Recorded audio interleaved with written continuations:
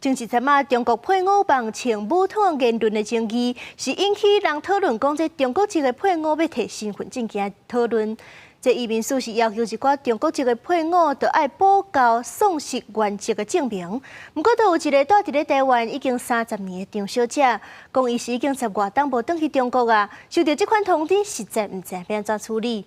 移民署今日就回应讲，是有设服务的批探甲电话会当斗3工。内政部移民署要求伫台湾定居的中国配偶，都要补交失去原国籍的证明，若无就会撤销在台定居证，引起社会议论。中国配偶张小姐真无奈表示，20岁伊就过来台湾，伫台湾定居要30年啊，而且伊已经10多年无返去中国，即马收到要求补件的通知，只好是赶紧联络伊伫中国的亲人，看敢会当协助伊申请。会觉得说哇，怎么会这样？让我蛮跌破眼镜的，因为我已经14年没回去了，几乎我人生一大半的时间，26、27年都是在台湾生活的。那你现在叫我回大陆去除籍，说实在的，我真的是不知道我是不是要去哪边办。对于已经在台湾常驻久安、奉公守法且认同中华民国之成为陆籍身份者，若有文件申请的实质困难，政府绝对会依法保障权益，不需要过度担心。移民署指出，个案实际上若是有无法度克服的困难，已经有伫官方网站建置专区提供 Q&A 回答，而且增设专属的服务信箱甲电话。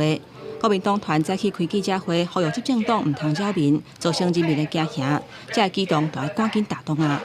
现在进一步针对陆配的族群，甚至乃至于在大陆出生的这个台湾之子的这个提供不具大陆户籍的相关证明。最近清查中国配偶户口的风波引起争议，原在7月份才要界定退休的内政部移民署署长张建坤决定提早3个月退休，时间点真敏感嘛，引起大家联想。南亚立委嘛讲，张建坤捌甲讲会坚守职务一直到上尾1天。